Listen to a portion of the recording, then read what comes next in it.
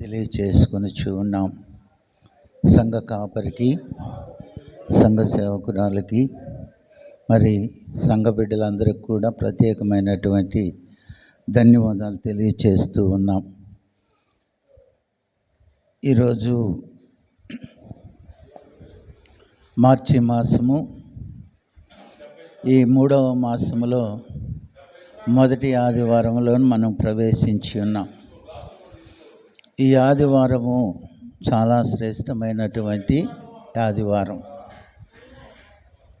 ఈ ప్రత్యేకమైనటువంటి ఆదివారంలో మనం ధ్యానము చేసి ప్రభు యొక్క శరీరం అనబడేటువంటి రొట్టెకును, ఆయన రక్తము అనబడేటువంటి ద్రాక్ష రసమునకును మనము పాత్రులమై ఉన్నాము. కాబట్టి ఆ యొక్క విధానాన్ని, ఆ యొక్క పరిస్థితిని మనం గమనించి మన యొక్క సమయాలను, మన యొక్క పనులను ముగించుకొని సకాలంలో దేవుని సన్నిధికి రావాలని ప్రభువు పేరిట మనవి చేస్తూ ప్రార్థిస్తూ ఉన్నాను. ప్రార్థన చేసుకుందాం. కృపా సత్య సంపూర్ణుడా, దయగల మా ప్రభువా, గడిచిన కాలమంతయు కృపాక్షేమములతో మమ్మల్ని కాచి కాపాడి సంరక్షించిన దేవా, ఈ వారంలో కూడా ఈ 3వ మాసంలో ఈ యొక్క మొదటి ఆదివారంలోనికి మమ్మల్ని ప్రవేశింపచేసిన దేవా, మీకు స్తోత్రములు. ఎంతైనా మీరు నమ్మదగిన దేవుడవు కాబట్టి నాయనా, నీ యందు మేము విశ్వాసముతో, నమ్మకముతో ఆయా ప్రార్థనాపూర్వకముగా జీవించి మీ శరీరం అనబడేటువంటి రొట్టెలోను, మీ రక్తం అనబడేటువంటి ద్రాక్షారసంలో మేము పాలు పంపులు పొందుకొనున్నట్లుగాను, ఇంకా అనేక మందిని ఆ పాత్రలోనికి చేర్చువారముగా మమ్మల్ని సిద్ధపరచమని చెప్పబడుచున్నటువంటి సందేశము నీ ప్రజల యొక్క హృదయంలో చొచ్చుకొని వారు దాన్ని సంపూర్తిగా యోచించే మనస్సును, గ్రహించే జ్ఞానమును వారికి అనుగ్రహించమని బోధిస్తూ ఉండగా నాయన మీ ఆత్మతో నన్ను సంధించమని యేసు క్రీస్తు నామములో అడిగి ప్రార్థిస్తూ ఉన్నాం తండ్రి, ఆమేన్. దయచేసి గమనించండి, ఈ ప్రత్యేకమైనటువంటి సుదినాన్ని పురస్కరించుకొని మనమందరము కూడా చాలా శ్రేష్టమైనటువంటి దినంలోనికి దేవుడు మనలను నడిపించి ఉన్నారు. ఈ దినాన్ని మనము ధ్యానవాక్యముగా చూస్తే ప్రవక్త అయినటువంటి యోవేలు రచించినటువంటి పాత నిబంధన కాలపు వాక్య పాఠాన్ని మనం ధ్యానం చేసుకుందాం. యోవేలు గ్రంథము 2వ అధ్యాయము 12, 13 వచనాలను మనం ధ్యానం చేసుకుందాం. యోవేలు గ్రంథము 2వ అధ్యాయము 12, 13 వచనాలు దయచేసి ఎవరైనా ఒకరు చదివి సహాయం చేయండి.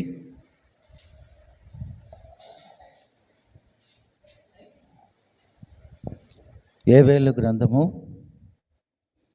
2వ అధ్యాయము 13వ వచనాన్ని చదివి సహాయం చేయండి.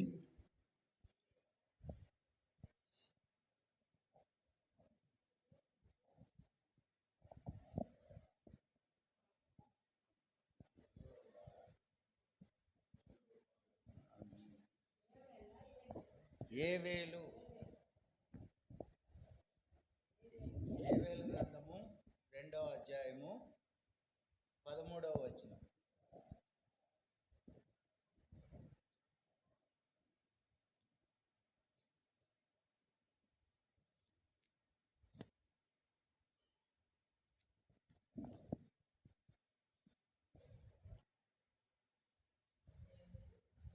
రెండవ అధ్యాయము 13వ వచనాన్ని ధ్యానం చేసుకుందాం.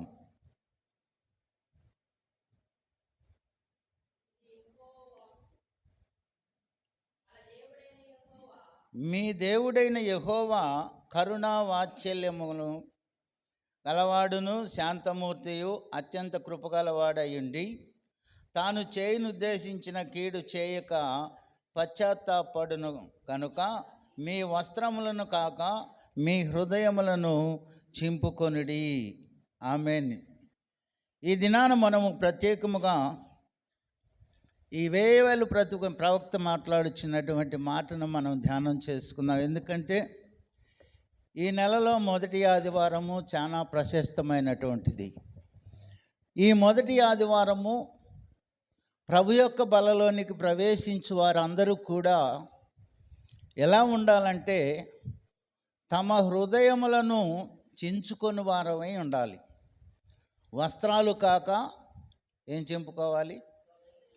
హృదయములను. ఎందుకు హృదయములను మనం చింపుకోవాలి అంటే మన హృదయములో అనేకమైనటువంటి ఈర్ష్య, ద్వేషము, కలహము, మత్సరములు, విమతములు అనేకమైన ఉన్నవి కాబట్టి వాటన్నిటినీ కూడా ఈ ప్రత్యేకమైనటువంటి దినాన మనం విసర్జించి వాటిని విడిచిపెట్టి నూతనమైనటువంటి స్వభావమును ధరించుకోవాలి. నూతన విధానాన్ని ధరించుకోవాలి. మన హృదయంలో ఉన్న ప్రతి సంఘటనను కూడా తీసివేయాలి. ఏమంటున్నాడంటే మీ వస్త్రములను కాక మీ హృదయములను చింపుకొనుడి. ఏం చింపాలి? హృదయమును. అది ఎలా సాధ్యపడుతుంది? ఎలా మనకు ఎలా వీలు పడుతుంది అని మనం గమనించినట్లయితే మార్కు రాసినటువంటి సువార్తలో ఈ హృదయం చింపుకోకపోతే ఈ హృదయంలో ఇవన్నీ కూడా మనుషుల్ని అపవిత్రుని చేస్తూ ఉంటాయి. ఇవన్నీ కూడా మనుషుని యొక్క హృదయంలో ఉండిపోయి దేవుని యొక్క బలలో నీవు నేను మనం అందరము ప్రవేశించినప్పటికీ ఇవన్నీ కూడా వ్యర్థమైపోతున్నాయి. వీటి వలన మనకు వ్యాధులు, బాధలు, కష్టము, నష్టము, అనేకమైనటువంటి శోధనలు రావడానికి గల కారణాలు ఏంటంటే ఇవి మన హృదయంలో పదిలపరుచుకొని వాటిని విడవకుండా, మన హృదయములను చింపుకొనకుండా, దేవుని సన్నిధిలో కుమ్మరించకుండా వచ్చి మనము ఇక్కడ మోకరించి ప్రార్థన చేసి ప్రభు యొక్క బలలో పాల్గొంటే దానివల్ల ప్రయోజనము లేదు. కాబట్టే ఈ ప్రాత నిబంధన భక్తుడైనటువంటి యోవేలు అంటున్నాడు, మీ వస్త్రములను కాక మీ హృదయములను ఏం చేయాలి? హృదయాలను చింపాలి. ఈ హృదయాలను చింపకపోతే ఈ హృదయంలో ఎన్ని ఉన్నాయో చూడండి. మార్కు సువార్త 7వ అధ్యాయము 19వ వచనం నుండి చూడండి. మార్కు సువార్త 7వ అధ్యాయము 19వ వచనంలో నుండి మనం చూస్తే మనుషుని యొక్క హృదయంలో నుండి వచ్చేటువంటివి ఎన్ని ఉన్నాయో చూడండి. చదవండి చదవండి చదవండి మార్కు సువార్త 7వ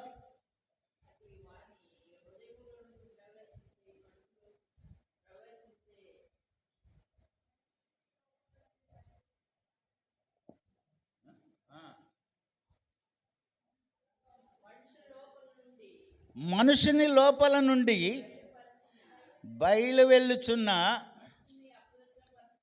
మనుషుని అపవిత్రపరచు అనగా మనుషుల హృదయములో నుండి దురాలోచనలను, జారత్వము, దొంగతనములను, నరహత్యను, వ్యభిచారములను, చెడుతనమును, కామ వికార మత్సరములను, దేవదూషణయు, అహంభావమును వచ్చును. ఈ చెడువన్నీ లోపల నుండియే బయలు వెళ్ళి మనుషుల హృదయముల నుండి దురాలోచనలు కలుగచేయును. ఇవన్నీ కూడా మానవుని యొక్క హృదయంలో దాచబడి ఉన్నాయి. లేని వారం ఎవరము లేము, అన్నీ ఉన్నాయి, అందరికీ ఉన్నాయి. ఇవి నీలో ఉన్నంతకాలము నీవు ఏ పని చేసినను, దేవుని సన్నిధిలో నీవెంత ప్రార్థన చేసినప్పటికీ నీ ప్రార్థన ఫలించకపోవటానికి గల కారణం ఏంటంటే ఇవన్నీ నీ హృదయంలో ఏమైనాయి? గూడు కట్టుకున్నాయి. ఏమేమిటి అంట? మత్సరములు, చెడుతనములు, దొంగతనములు, కామకృత్వము, ఇలాంటివన్నీ కూడా నీలో ఎలా ఉన్నాయి? పూర్తిగా శరీరములో ఒక ప్రత్యేకమైన భాగముగా నిండి ఉన్నాయి. అందును బట్టి ఇవన్నీ కూడా నిన్ను అపవిత్రపరుస్తున్నాయి.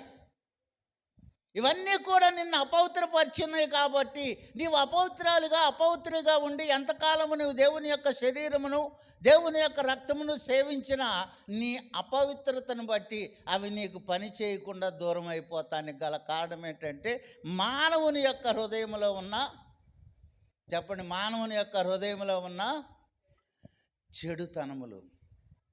అందుకనే యోవేలు భక్తుడు అంటున్నాడు కదా, మీ వస్త్రములను కాక మీ హృదయములను ఏం చేయాలి? మన హృదయాలను చింపాలి. మన హృదయాలను చింపితే ఆ హృదయంలో ఏమున్నాయి? మళ్ళీ చదవండి 19వ వచనం నుండి. అది వారి హృదయములోను దురాలోచనలను, జారత్వమును. ఏంటండి? ఏమండి? దురాలోచన లేని వారు ఎవరన్నా ఉన్నారా? ఏమ్మా, దురాలోచన చేయని వారు ఎవరన్నా ఉన్నారా? ఎవరు లేరు. దొంగతనం అంటే బంగారం నాకు కొట్టుకెళ్ళి బంగారం తీసుకొని తినే దొంగతనం కాదు. దొంగతనం అనేది నువ్వు చిల్లర కొట్టుకెళ్ళి 4-5 రకాల వస్తువులు తీసుకున్న తర్వాత ఆ చిల్లర కొట్టు యజమాని ₹1 తక్కువ ఏదైనా మర్చిపోయి వేయలేదనుకో, దాన్ని మనం చెప్పాలా వద్దా? చెప్పం. ఎందుకంటే మనకు ఆ బుద్ధి లేదు, చెప్పే బుద్ధి లేదు. అందుకని అక్కడ నీవు దొంగతనం చేసిన దానివే ఆ యజమాని దగ్గర. ఆ రూపాయైనా దొంగతనమే, 1000 రూపాయలైనా దొంగతనమే, 1,00,000 రూపాయలైనా దొంగతనమే. దేవుని దృష్టిలో ప్రతిదీ పాపమే. కాబట్టి ఇవన్నీ కూడా మనలో ఉన్నంతకాలము ఈ శరీరం నీలో ఫలించుద్దా? ఏమా, పోనీ రక్తం నీలో ఫలిస్తుందా? మరి అలా. అందుకని భక్తుడు ఏమంటున్నాడు? నీవు నీ వస్త్రములను కాక మీ హృదయములను చింపుకొనుడి, అందులో ఉన్నవన్నీ కూడా ఏంటంట? ఏమన్నాయి? నిన్ను అపవిత్రపరిచేవి. నీ దేవుని యొక్క శరీరాన్ని, దేవుని యొక్క రక్తాన్ని నీలోకి ప్రవేశించగానే అవన్నీ కూడా అపవిత్రం అవుతున్నాయి. కాబట్టి మనకు వ్యాధులు వస్తున్నాయి. ఏమొస్తున్నాయండి?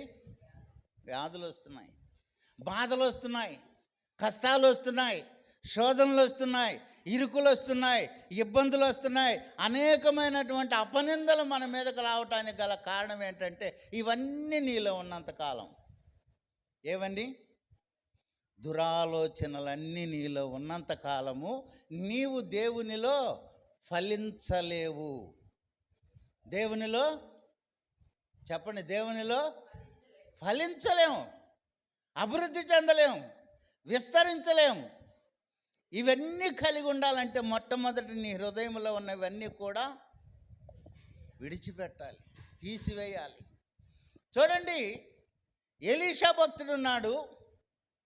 ఏలియా పిలిచినప్పుడు 12 అరకలు కలిగి ఎలీషా పొలం దున్నుతూ ఉన్నాడు. దేవుని పిలుపు మేరకు ఎలీషా అక్కడ అరక దున్నుతున్నప్పుడు ఏలియా అక్కడికి వెళ్ళి ఎలీషాను పిలిచాడు. ఎలీషాకి ఎన్ని అరకలు ఉన్నాయండి? 12 అరకలు. అంటే ఇంచుమించు 250 ఎకరాలకు పైగలిగినటువంటి ఆసామి. అలాంటి ఎలీషా 12 అరకలు ముందు పెట్టుకొని ఆయన దున్నుతూ ఉండగా ఏలియా వచ్చి పిలిచాడు. పిలిచినప్పుడు పరిగెత్తుకుంటూ వచ్చి, చిత్తం నా ప్రభువా, ఏంటో చెప్పమనగానే నీవు నన్ను వెంబడించమన్నాడు. వెంటనే ఎలీషా ఏం చేశాడు? అరకలు వదిలిపెట్టాడు, ఎద్దులు వదిలిపెట్టాడు, పొలం వదిలిపెట్టాడు, ఆస్తిని వదిలిపెట్టాడు, తల్లిదండ్రులను విడిచిపెట్టాడు, సమస్తమును విడిచిపెట్టి ఏలియాను వెంబడించాడు. దేని కొరకు? దేవుని యొక్క కృప కొరకు, దేవుని యొక్క ప్రేమ కొరకు, దేవుని యొక్క పొందు కొరకు ఇవన్నీ కూడా విడిచాడు. మనం మాత్రం ఇవన్నీ ఎడము. దేవుని దగ్గరకు రావాలంటే, ప్రార్థనా సమయానికి ప్రార్థనకు రావాలంటే, దేవుని వాక్యాన్ని వినటానికి త్వరగా రావాలి అంటే, పునరుద్ధాన దినమును పురస్కరించుకొని ఆదివారం దేవుని సన్నిధిలో గడపాలి, దేవుని వాక్యం వినాలి. ఆ తర్వాత నాలో ఉన్నవన్నీ కూడా సవరించుకొని నేను దేవుని వాక్యానుసారముగా దేవుని యొక్క బలలో చేయి వేయాలని ఆశ మనకు లేదు.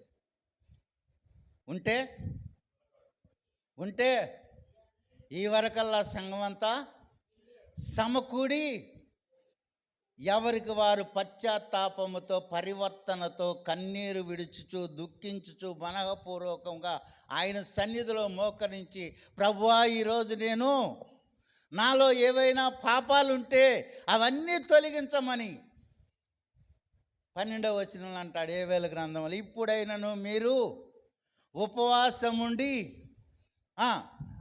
ఏంటండి, ఇప్పుడైనను మీరు ఉపవాసముండి కన్నీరు విడుచుచు, దుఃఖించుచు, మనఃపూర్వకంగా తిరిగి నా యొద్దకు రండి. ఎంత ప్రార్థన చేస్తున్నాం మనం, ఎంత కన్నీరు విడుస్తున్నాం మనం, ఎంత ఉపవాసం ఉంటున్నాం మనం, ఎంత దేవుని సన్నిధిలో భయముతోనూ భక్తితో జీవిస్తున్నాం. చెప్పండి.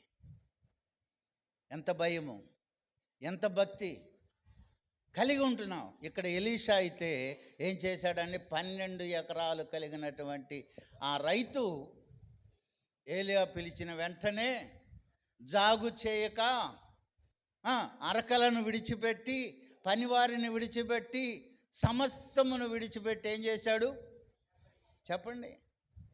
ఏం చేశాడు? దేవుని సన్నిధిలో ఉండాలి, దేవుని సన్నిధిలో ప్రకాశమానముగా వెలిగించబడాలని తన యొక్క యావత్తును విడిచిపెట్టి దేవుని సన్నిధికి పరిగెత్తుకుంటూ వెళ్ళాడు. దేవుని సన్నిధికి పరిగెత్తుకుంటూ వెళ్ళాడు. అందుకనే ఇక్కడ భక్తుడైనటువంటి మార్క్ గారు అంటున్నాడు, మళ్ళీ చదవండి, 20వ వచనం చదవండి. మనుషులలో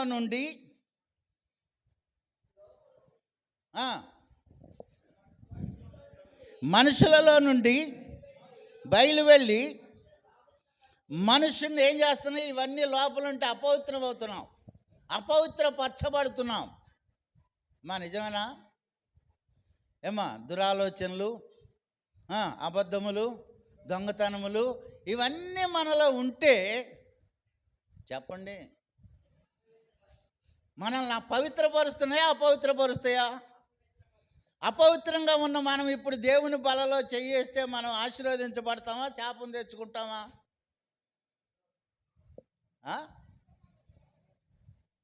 చెప్పండి. అపవిత్రంగా ఉండి పరిశుద్ధమైనటువంటి దేవుని శరీరము, దేవుని యొక్క రక్తమును మనం దాన్ని ముట్టుకుంటే ఇప్పుడు మనం పవిత్రమవుతాం, అపవిత్రమా? మనలో అపవిత్రత ఉంది. మనలో ఏముంది? పాపము. ఏం పాపం దాగుంది? మనుషుని హృదయములో నుండి, చదవండి, మనుషుల హృదయములో నుండి దురాలోచనలను, జారత్వమును,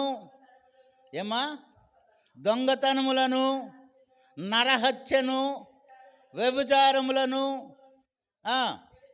మనలో ఉన్న చెడుతనములన్నీ కూడా బయట పెడుతున్నాడు. ఇక్కడ పరిశుద్ధాత్మ దేవుడు ఇవన్నీ కూడా ఏం చేస్తున్నాడు చెప్పండి? ఏం చేస్తున్నాడు?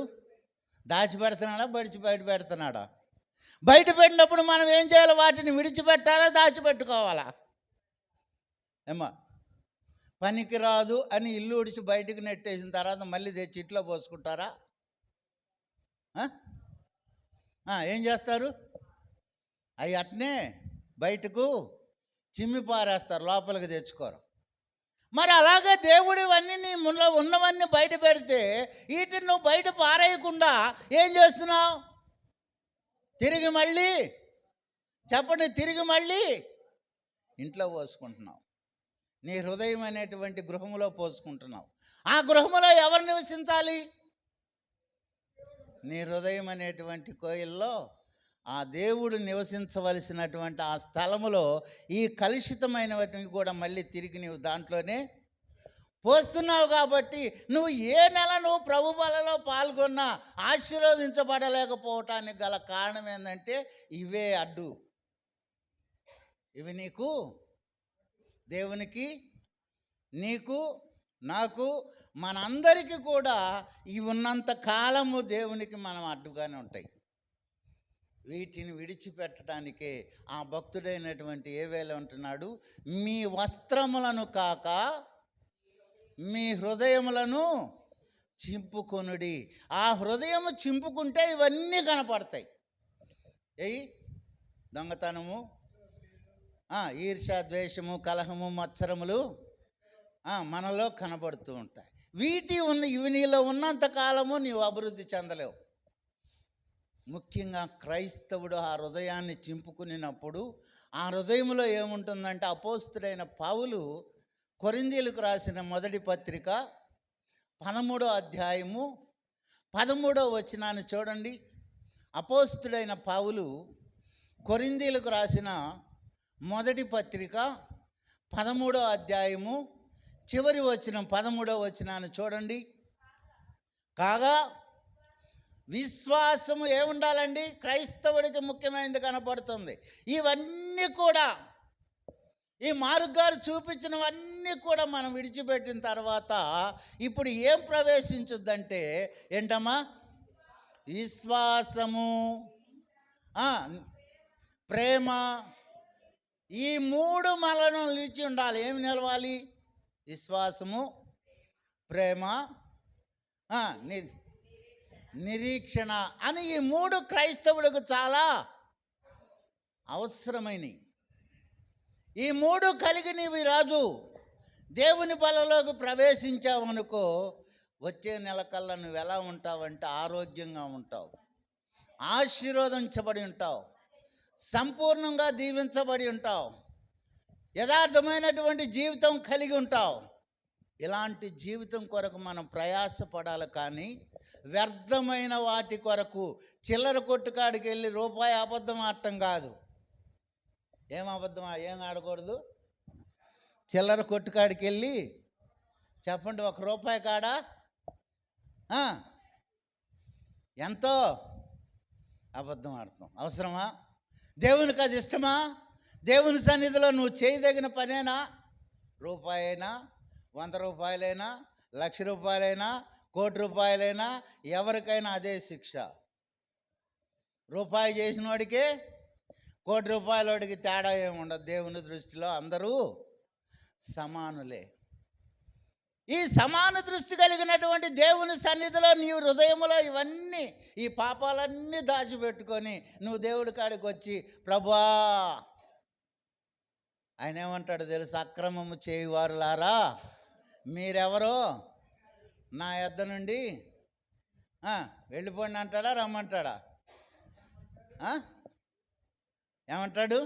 అక్రమము చేయువారులారా మీరెవరో నాకు తెలియదు. ఇదేంది ప్రభు? నేను ప్రతి వారం వచ్చి ప్రార్థనలో ఉండేవాడిని, ప్రతి నెల వచ్చి సంస్కారం తీసుకునేదాన్ని, ప్రతిరోజు పాటలు పాడేదాన్ని, ప్రతిరోజు వాక్యం వింటున్నాను, ప్రతిరోజు నేను నిన్ను ధ్యానిస్తున్నానని నువ్వు చెప్పినా, చెప్పండి, చెప్పినా ప్రయోజనము లేదు. ఆయన ఏమంటున్నాడు? అక్రమము చేయువారులారా. మనం అక్రమము చేయువారులాగా ఉన్నాం. కానీ దేవుని దృష్టిలో నీతి, యథార్థత, భక్తి, భయము కలిగిన వారముగా ఉన్నామా?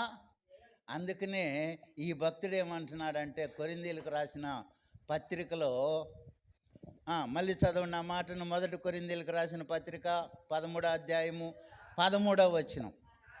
కాగా విశ్వాసము, నిరీక్షణ, ఈ మూడు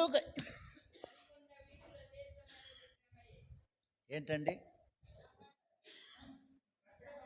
ఇవి మూడు కలిగి ఉండుటయే శ్రేష్టమైనది ప్రేమ.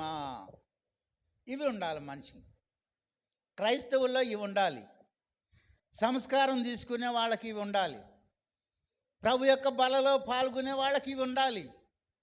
ప్రభు యొక్క రక్తం శరీరము, ప్రభు యొక్క రక్తం పుచ్చుకునే ప్రతి వారికి కూడా ఏముండాలి అంటే విశ్వాసము, చెప్పండి, విశ్వాసము, నిరీక్షణ, ప్రేమ, దయాళత్వం కలిగి మనం దేవునిలో ఉంటే రాణిస్తావు, దేవునిలో ఉంటే అభివృద్ధి చెందుతావు, దేవునిలో ఉంటే విస్తరిస్తావు.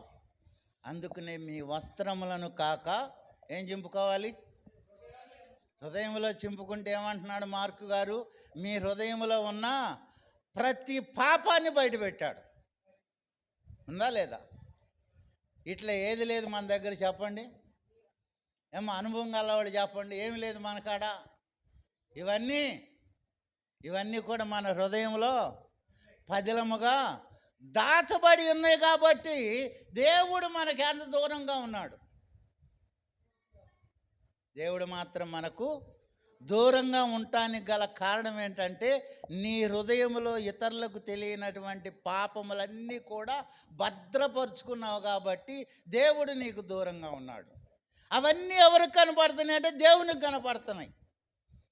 దేవునికా మనుషునికా? దేవునికి. నీ హృదయ రహస్యాలు ఎరిగిన దేవుడు, నీ హృదయ తలంపులు ఎరిగిన దేవుడు, నీ హృదయంలో ఉన్న సమస్త పాపములను ఎరిగిన దేవుడు, నిన్ను కలుగు చేసిన వాడు, నిన్ను చూడకుండా మానడు, నిన్ను చూస్తూ ఉన్నాడు, నీకు అవకాశం ఇస్తున్నాడు. ఆయన నీలో మార్పు వస్తుందేమో, నీలో పాపాన్ని నువ్వు ఒప్పుకుంటావేమో అని ఆయన ప్రతిరోజు నీ గురించి నిరీక్షిస్తున్నాడు. ఎవరు నిరీక్షించాలండి? మన కొరకు దేవుడు నిరీక్షిస్తున్నాడు. మనల్ని దేవుడు దేవులాడుతున్నాడు.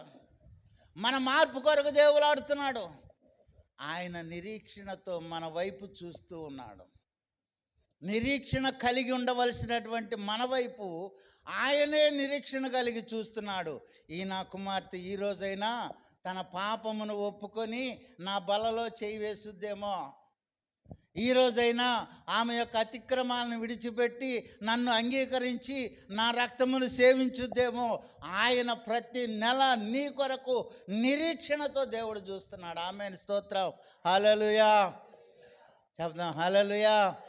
కాబట్టి మన హృదయంలో ఉన్న చెడుతనములన్నిటినీ ఏంటండి, చెడుతనములన్నిటినీ విసర్జించినప్పుడు దేవుడు నీకు అనుగ్రహించేవేంటి? మళ్ళీ చదవండి. కొరింథీయులకు రాసిన మొదటి పత్రిక, అపోస్తలుడైన పౌలు కొరింథీయులకు రాసిన మొదటి పత్రిక 13వ అధ్యాయము. కాగా విశ్వాసము ఏముండాలి మానవునికి? క్రైస్తవుడికి ఏముండాలి? విశ్వాసం. విశ్వాసం అంటే నమ్మకము. ఏముండాలండి? నమ్మకం ఉండాలి. రెండవది నిరీక్షణ. ఈ మూడు కలిగి ఉండటయే వీటిలో శ్రేష్టమైనది. ఈ మూడు కలిగి ఉండాలి. ఇవన్నీ విడిచిపెట్టాలి. ఇవి మూడు కలిగి ఉండాలి. ఈ మూడు నీలో ఎప్పుడైతే ఉంటాయో అప్పుడు ప్రభువు నీ ప్రార్థన ఆలకిస్తాడు. అప్పుడు నీ గృహాన్ని దేవుడు దర్శిస్తాడు. అప్పుడు నీకు కావలసినటువంటి సకలాశీర్వాదములు ఆయన అనుగ్రహిస్తాడు. చివరిగా ఒక మాట చూడండి, నేను ముగిస్తాను. జకర్యా గ్రంథము 12వ అధ్యాయము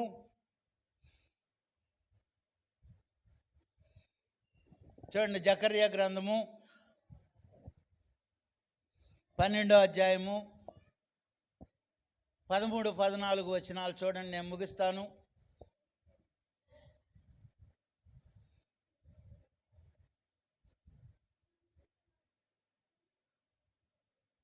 త్వరగా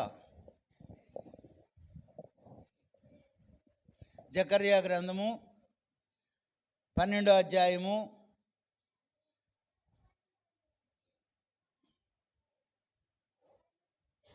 12, 13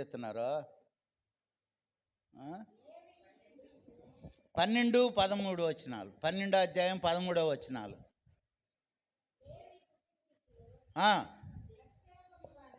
లేవి కుటుంబీకులలో ప్రత్యేకముగాను వారి గాడిదలు ప్రత్యేకముగాను ప్రత్యేకముగా అంతా దేవుని దృష్టిలో ఇప్పుడు నువ్వు ఎలా ఉండాలి? లేవి గోత్రికులు లాగుండాలి. లేవి గోత్రికులు యాజకత్వం చేసేవాళ్ళు. లేవి గోత్రికులు అనగా దేవునికి నమ్మకస్తులు. లేవి గోత్రికులు కనుక దేవునికి సమీపంలో ఉండేవారు. లేవి గోత్రికులు కనుక దేవునికి ధూపం వేయువారు. అలాంటి సంస్థానంలోనికి నిన్ను ప్రవేశింపాలి. ఎలా ప్రవేశించాలని ఆలోచన చేసినప్పుడు దావీదు అంటాడు కదా, ప్రభువా నా అతిక్రమ పాప దోషములన్నిటినీ నీవు ఎరిగిన వాడవు. ఏమంటాడండి? 51వ కీర్తనలో అంటాడు ఆ మాట. చూడండి, 51వ కీర్తన 17వ వచనం అనుకుంటా. చూడండి,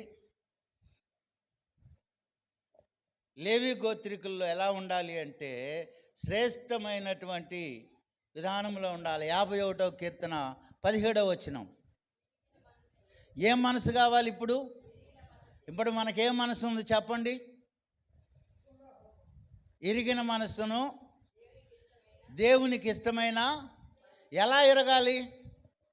ఎప్పుడన్నా చెరుకు మిషన్ కాడికి వెళ్ళారా?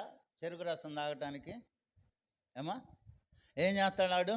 చెరుకుని ఎరగదీస్తాడు. ఎరగదీసి ఏం చేస్తాడు? మిషన్లో లోపలికి పెడతాడు. అదేమవుద్ది? నలిగిపోద్ది. అవునమ్మా, అవునా కాదా? నలిగి దాంట్లో నుండి రసం వచ్చుద్ది. ఆ రసాన్ని మనం ఇష్టంగా సేవిస్తాం. అలాగే నువ్వు ఎరగాలి, దేవునిలో ఎరగాలి, దేవునిలో నలగాలి. లేవి యాజకులు, లేవి గోత్రికులు వారందరూ కూడా దేవునిలో ఇరిగి నలిగిన వారై ఉన్నారు. లేవి గోత్రికులు దేవునిలో ఇరిగి నలిగి దేవుని సన్నిధిలో ఎదిగారు కాబట్టి వారు వర్ధిల్లారు. కాబట్టి నీవు నేను కూడా ఈ రోజున ఏవేలు గారు చెప్పినటువంటి విధానంగా చూస్తే మీ వస్త్రములను కాక మీ హృదయములను చింపుడి. ఆ హృదయంలో ఏమేమి ఉన్నాయో కూడా భక్తుడైనటువంటి మార్కు గారు మనకు వివరించారు. అలాగే ఆ మార్కు గారు వివరించినటువంటి దాన్ని మనం చూసినప్పుడు ఆ యొక్క విధానంలో ఉన్నవన్నీ కూడా మనం తొలగించుకొని ప్రభు బలలో ప్రవేశించినట్టయితే ప్రభు మీ కుటుంబాలను దీవించి ఆశీర్వదించునుగాక. ఆమేన్.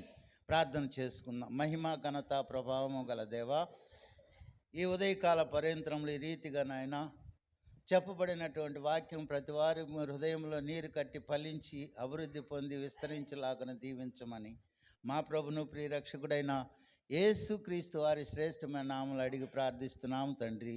ఆమేన్. అందరికీ వందనాలు.